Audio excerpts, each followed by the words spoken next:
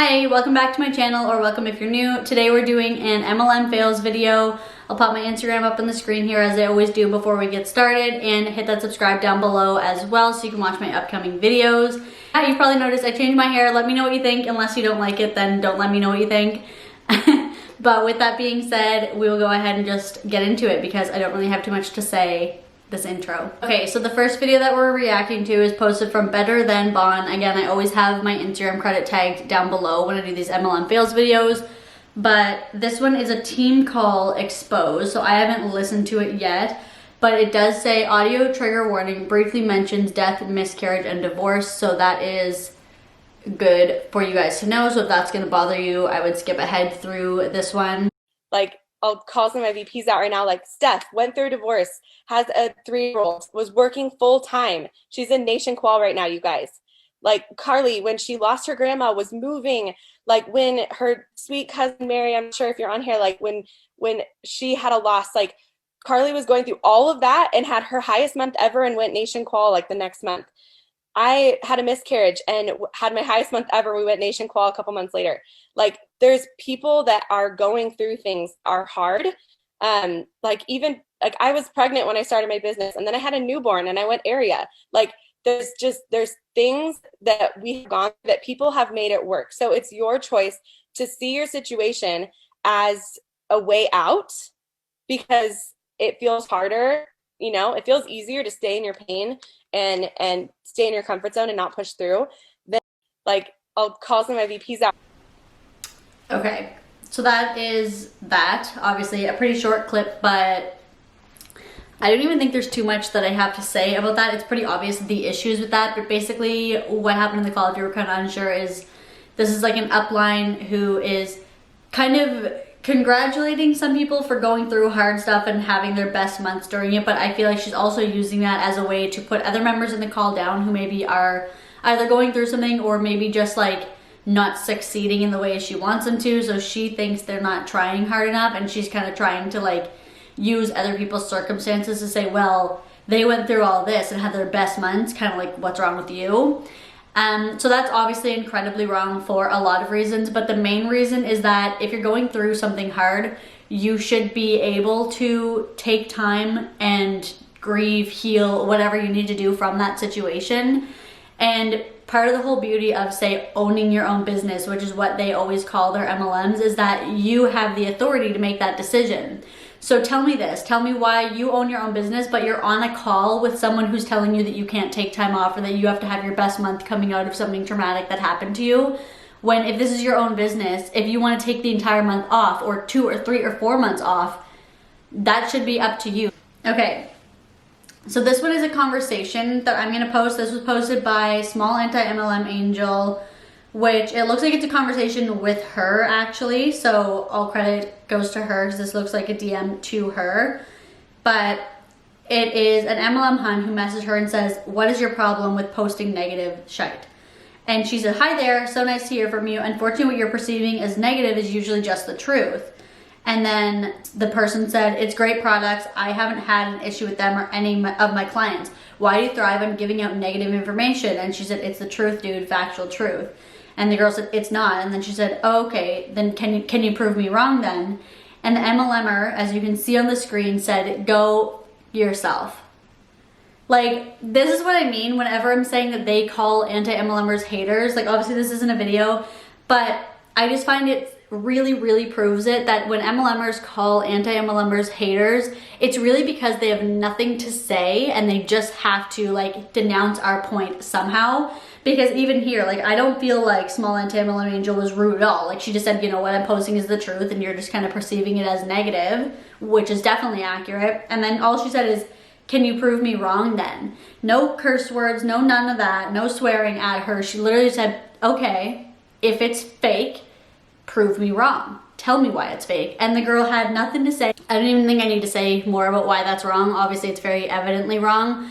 But I just find it further back to the point that like MLMers will not listen to what you say about it when you prove them wrong. And until they prove me wrong, that's why I'm going to keep thinking what I think. And that's why so many anti-MLMers are still anti-MLM, because they don't ever address valid concerns, even from non-anti-MLM people, even just people who they're trying to sell to. If someone says, oh, you know, if it's like Monat, for example, if they're like, oh, well, you know, I heard there's lawsuits and I'm a bit concerned by that, and they're like, oh, well, that's just what haters say, it's just fake, and haters just hate us because we're so good. Okay, like, that tells me nothing at all. Anyways, I'll move on, but hopefully you guys get what I'm saying with that one. So this next video is from a Monat Hun. I'll play it on the screen.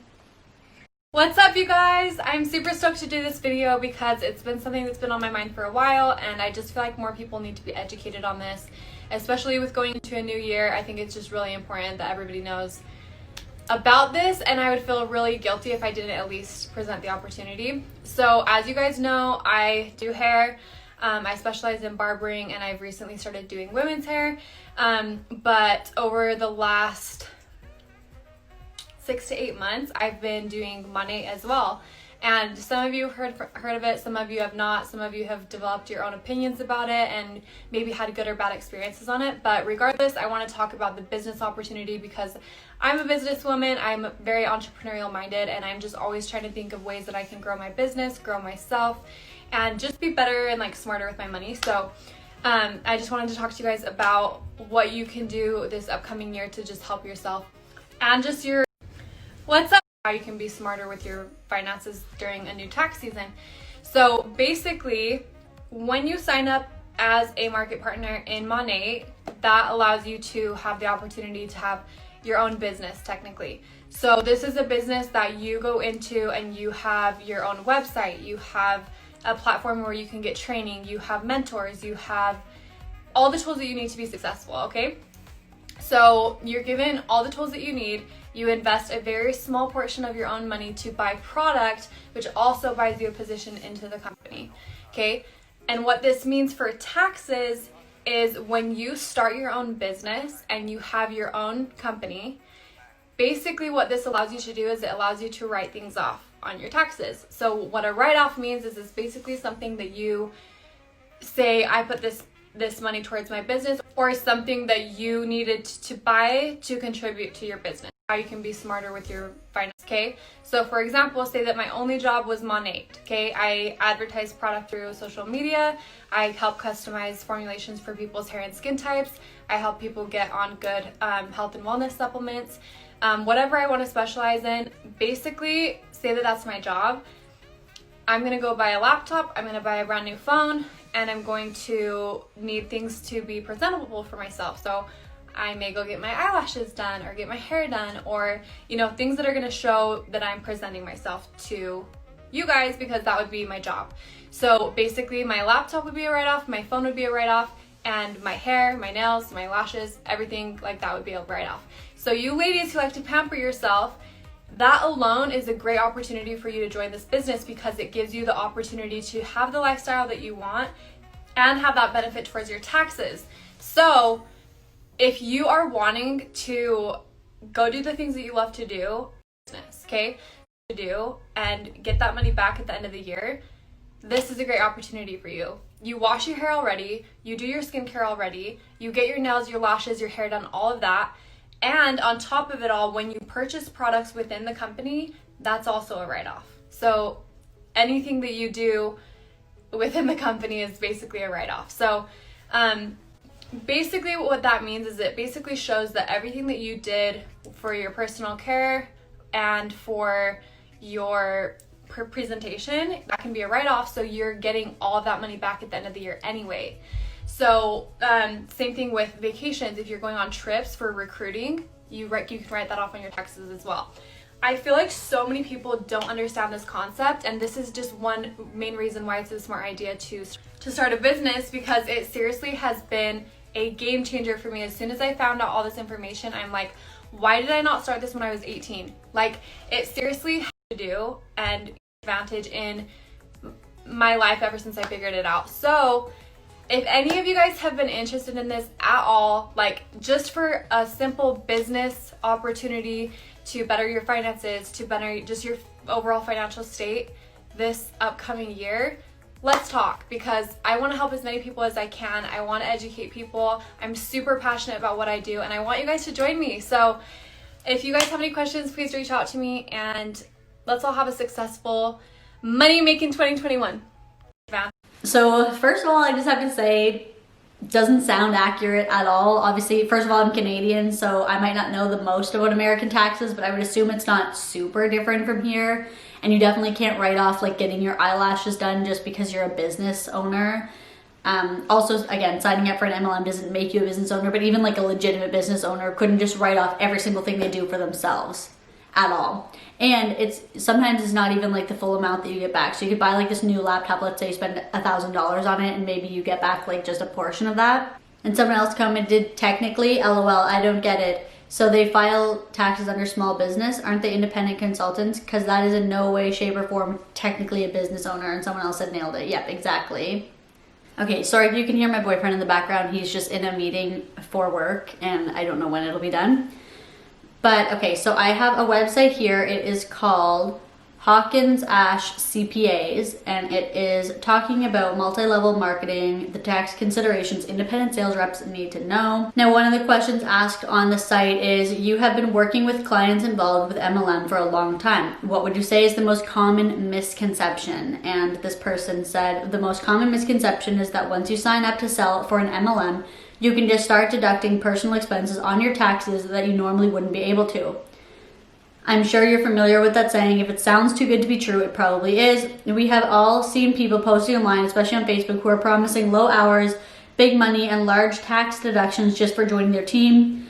In the past, I've heard people saying they can deduct their mortgage, rent payments, cell phones, internet expenses, subscriptions like Amazon Prime, even pet expenses, all because they're part of an MLM. That is simply not the case. So I'll leave that link down below in case you're curious, but obviously, as you can see, he didn't mention things like hair and eyelashes, but that would obviously all fall under like personal expenses. You can't claim that you get your eyelashes done because you're presenting in front of people. Like, that is just absolutely bogus.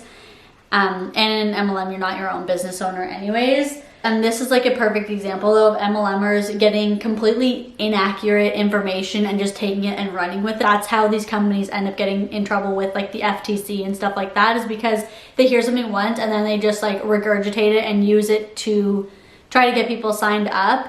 But we'll move on. I have another video here, just gonna move that over a bit. I'll pop it up. Okay, so Owen and I just got back from church and lunch. I'm hanging out outside on the patio with Bubba and the kitties, and a topic of conversation has just been on my heart and in my mind for about a week now. I've been having so many different conversations with people who are intrigued by what I do, but skepticism just keeps on holding them back.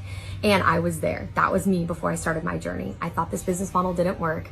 I thought no one was successful in network marketing. I thought nobody earned the car.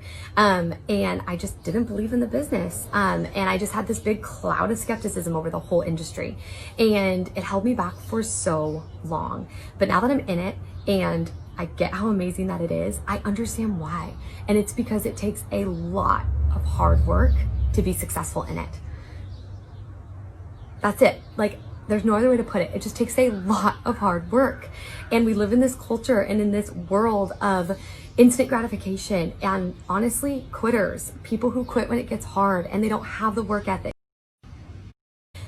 They don't have the grit, they don't have the consistency, they don't have the dedication to do what it takes to be successful. And so when they show up in this industry and they do what they've done in every other opportunity in their life, and they expect to just show up and get rewarded and get paid, and they're not successful overnight, they quit. And the sad part about it is that the business model and the network marketing companies and the uplines and everything else on the planet gets blamed when someone doesn't have that work ethic. And it's not the business model, you guys. I hate to break it to you, but people call this a pyramid scheme and people say this doesn't work. No, you're not working. Like, if it's not working, you're not working. It's not that it doesn't work. It's that these people show up and they just don't do anything, and then they're like, it's not working.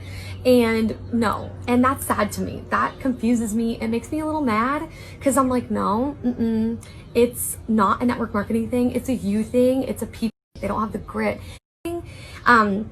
This business model works, you guys. If you have consistency and you have drive and you have ambition and you're a self-starter and you're a goal-getter, you will be successful at this. This is your industry. If you're listening to this and you're like, I'm just like her, I have a massive vision for my life and my future, I have big old goals and I'm a hard worker, this is for you. I want to lock arms with you, because that's what it takes. And it's so worth it, you guys. I would choose that every single day over working for someone else. Yes, being your own boss comes at a cost and it takes some hard work, but it's worth it, because let's face it, no one's going to go after your dreams as hard as you will. And so you're either going to work your butt off and make your dreams a reality, or you're gonna work your butt off for someone else and make their dreams a reality. And I don't know about you, but I pick mine every single day, and it's worth it. The reward is so much greater, you guys.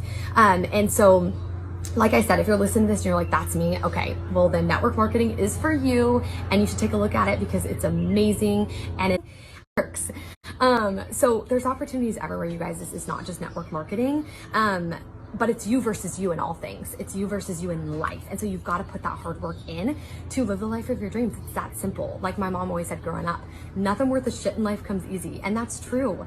Not just in network marketing. So don't blame the business model, you guys. Don't say this doesn't work. Don't call it a pyramid scheme.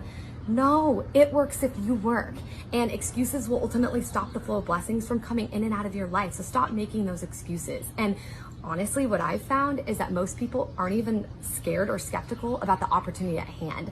What they're skeptical about is themselves. They don't trust their own work ethic or their own hustle or their own dedication. That's what they're doubting. They're not even doubting the opportunity, they're doubting themselves. And so if you're tired of starting over and you're tired of staying, stuck where you are or never getting ahead, then so there's opportunity ahead, then stop stopping. Stop stopping and start starting. It's as simple as that, you guys. Get in the driver's seat of your own life. That's it. Like, you can make that choice to put your head down and stay dedicated and stay consistent and stick with it. Stop quitting. Stop quitting when it gets hard. That's why only 1% make it to the top of the company that I'm a part of, is because the other 98% couldn't hang. They couldn't do it. And so if that's you, take a bet on yourself, you guys. I promise. I so promise it's worth it. Stop stopping and start starting. That's it. I love you. Okay. So she admitted to herself that 98% of people in her company, which is Arbonne, don't succeed. But like, why on earth? Like, in her mind, she's like, yeah, 98% of people didn't work hard enough. Like, since when would that ever be the case? If that was the case, the turnaround at regular businesses would be like extreme. There would be people getting fired every single week. Like, it just doesn't make sense at all. Or that people would succeed for years and years at like a regular company and then all of a sudden they're in network marketing and they don't work hard enough. Like, I'm sorry, but if you can work for the same company for like 10 years and be perfectly fine, how come you would get to network marketing and all of a sudden your work ethic is just absolutely terrible, if not enough? It just doesn't add up. And the other issue with that is that they sell you these opportunities as things that you can work for a couple hours a day from your phone. Low commitment, low effort. They sell it to you like that, and then they get all like shook and try to spin it on you when you're not succeeding. And they're like, oh, well, you're just not working hard enough. It's like, well, you told them that they could work for 2 to 3 hours a day and like at least make a full-time income. I mean, obviously off of a couple hours a day, it's unreasonable for anyone to assume that they're gonna make like millions and millions of dollars. But most people are told that they'll be able to quit their regular job. So let's say they need like $2,000 a month to do that. That's far from millions of dollars.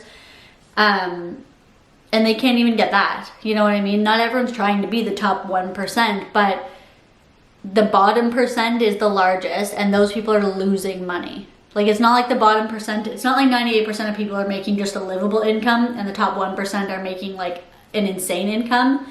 It's the top 1% are making an insane income and the bottom 98 percentiles aren't making barely any money at all. If anything, they're losing money. So yeah, I just find it interesting that, and the fact again, like they are always selling it to you as something you can just do for a couple of hours. So it's very contradictory to then say, oh, it's not a network marketing issue, it's a you issue. It's like, well, no, it's a you issue because you've sold it to people as something that they can do for a couple of hours. And now you're claiming that no one's working hard enough, that 98% of people aren't working hard enough, which just doesn't make sense. Like, that just would not happen and doesn't add up. And here's another video that kind of ties into like a similar theme, so I'll play that one now. We're sitting here discussing something I think everyone should hear. Lynn's just said this. If you don't have hustle from 2020, you don't die, girl. You don't. You don't got it. It's like 2020. This year either made you or it broke you. It made me. I feel so motivated that I don't even understand. There's different levels of like hunger. Talk about Unrealistic. If you're not hungry after this year, after this year, you can't be helped. Over your life, over your finances. I pray for you. Myself can help you. And that's we're sitting. It was a little bit hard to hear, but basically what they were saying there is if 2020 didn't make you like want to succeed even more, didn't make you want to work harder and make you want freedom, as they call it. So what they're framing is freedom, like financial freedom and working from home, which is what they always pitch to, then you can't be helped. Basically, like you're useless, no one can help you, blah, blah, blah, which is absolutely not true. And I kind of want to get into this a little bit. Like, yes, it's a new year. I love a new year personally because it feels like the ultimate Monday. Like it's a fresh start. I love to kind of reframe my goals and kind of like get back on track. It's quite motivating for me. But with that being said, and even with that type of mindset, the start of a new year isn't like clean slate, everything, all bets are off, everything from the previous year is over. Like there's still a pandemic going on right now. There's still people who are jobless from last year. It's not like 2021 is just absolute reset. The pandemic is gone. People have their jobs back. Like, no, this year, if anything, this month especially, has proved to us that nothing has changed. It was a freaking hard year for a lot of people, for pretty much everyone in one way or another, whether that was like a financially difficult year or an emotionally difficult year. It was a lot to process, and if you're not done processing that, that is completely valid. Okay, I have another video here. I'll play it on the screen, obviously. Forgive my analogies here, but I want you to think, because if you were going to have surgery and your doctor was like, you have a 70 to 80% chance of never making it off the table. If you were to go skydiving and your instructor was like, there's a 70 to 80% chance that your parachute isn't even going to deploy, or hey, here's your salad, there's a 70 to 80% chance that you're going to have diarrhea after this, you probably wouldn't do any of those things. There is a 70 to 80% chance that if you wait until January, you will not make it until February. I am not trying to be fresh, but don't be a statistic, you guys. Start now. If you're thinking about it now, do it now. Pretty short clip here, but what I want to say about that is, okay, so first of all, that's just like a negative attitude, which MLMers usually preach against. So it's pretty interesting that now she's basically saying, well, if you wait till January, you're just not going to succeed. Okay, well, let that be on them. What do you care? You know what I mean? Leave it alone. But aside from that, let's apply that logic then. So in MLMs, there's like usually between an 80 to 90% chance, if we're looking at the average income and the income disclosure statements, there is an 80 to 90% chance that you will make $0 or lose money in an MLM. So with that being said, we will apply their logic and ask them then, why should anyone join your MLM? That's what I want to know, because obviously this is her basically saying, sign up now in December with me. If you're waiting till January to get started, you're gonna not succeed. But it's like, based on your logic, like you said, if there was a 70 to 80% chance that your skydiving and your parachute's not going to deploy, or if there was a 70 to 80% chance that you'd get really sick after eating your salad at lunch, you would probably skip on both of those things. So then we will apply the same logic. There's an 80 to 90, so even higher percent chance that you will not be successful in an MLM, not at any fault of your own, but because it's not set up for you to succeed. So why should anyone do it? And then they want to say, and that kind of ties into the last one, is that they always want to say, oh, well, those 80 to 90% of people didn't try hard enough. No, that isn't true. And if we're looking just at statistics, like she said, don't be a statistic. Exactly. Statistically speaking, 80 to 90% of people don't make money in an MLM. Therefore, point blank period, you shouldn't join. That's basically what she's told me here. And this was shared by Anti-Beachbody Coach, which they said, why would you want to have someone who speaks to people like this as your coach? Don't get me started with how she speaks to her toddler. This woman has no credentials, no training, no tact. What an ugly attitude. But yeah, exactly. That's a great point as well. So not only is what she's saying really bad, but just like her attitude surrounding it is so negative. And for someone who's supposed to be a coach, who's supposed to be uplifting, this is literally the exact opposite of an uplifting attitude. So it is a great point. Why would you want this person as your mentor, your upline, your coach, whatever, when they have such a negative attitude towards things? Anyways, I feel like there's always like hairs and stuff on my sweater that it don't show in the viewfinder, and it's always like so triggering when I'm editing. So just making sure. Okay, so this is a video of a couple Monat Huns. I'll put it on the screen here. Really, really important. Why don't you go ahead and open your bottle that you just bought from the beauty supply store. Not sealed. Super important that you need to pay attention to is when you buy a bottle, you're gonna look for this little opened lid, and that's gonna tell you how good the quality of the ingredients inside for money, and you know when you opened it. And this is one of the Pretty short clip, but they were showing that the shampoo they bought at the store, like I've seen that brand carried in like grocery stores and drugstores, versus Monat, how their Monat one, first of all, it has like a seal, whereas the one at the grocery stores doesn't. And I mean, to be honest, it's not something I've ever considered or cared about at all. I've bought both expensive and cheap shampoos. Some have seals, some don't, and I just like couldn't care less about that, to be honest. Like I really doubt, especially where I live, I really doubt that anything bad would have happened to that shampoo, and the little seal thing is just another piece of trash to me. Like I just don't care about that at all. And I mean, what's the concern if it doesn't have that? Do they think that someone's gone through the grocery store and poured like junk into the shampoo bottles to do what? Like what would be the gain in that? So it's not something that's ever crossed my mind. It's not something that I've ever cared about. It's not something that would stop me from buying a shampoo bottle. All right, and then they talked about the symbol on the back of this shampoo, and they said that this shows you how good the ingredients are, and it's like that little open jar, which literally that has nothing to do with how good the ingredients are. That's literally just an approximate shelf time for how good the product is after you open it. So most products are like fine sealed, and then when you open them, it's kind of like approximately how many months you have. Obviously, if you go over it or like under, doesn't really matter. Most people aren't going to take 12 months to finish a bottle of shampoo anyways. But it's essentially saying that like well past that period, the product might not be at its freshest to use. It might be expired, not going to do harm, but it's just not going to work as well as it should. So they just have to have that on there. It's not like a firm expiration, hence why it doesn't have a date or anything like that. But it has literally nothing to do with how good the products are. And it's funny because on that one, she said 12 months for Monat, as if like that's some special thing, but I'm pretty sure most bottles of product will say 12, sometimes 24 months, but 12 is like the very most common that I see. And even in the picture, or in the one that they showed, it literally looked like it said 12 months too. So like, ooh, big difference. Yeah, that literally looks like it says 12 months. So they're the same. So basically what they're telling us is that the quality of the ingredients are both as good, which I just went over. That's not at all what that means. I think what they're trying to say is obviously like a more natural product might expire more quickly because it has less preservatives in it than a non-natural product, but even that is kind of like not really that true. And many natural formulas of cosmetics are still preserved. They're just preserved with more natural ingredients, but they still can last up to 12 months. But yeah, that's pretty standard, 12 months, and it has nothing to do with how good the product is. Like you could have something full with chemicals and bad ingredients and it could last 12 months, and you could have a natural one that also lasts 12 months. So it really doesn't have to do with that at all. So I just grabbed my shampoo just to kind of show you. I use Olaplex. I don't know how people do this. Why, what? Okay, there we go. I use Olaplex shampoo. It's really great, I love it. It says it has more natural ingredients as well. Like it's a clean formula at Sephora, which like, I don't know how much that really matters. But as you can see,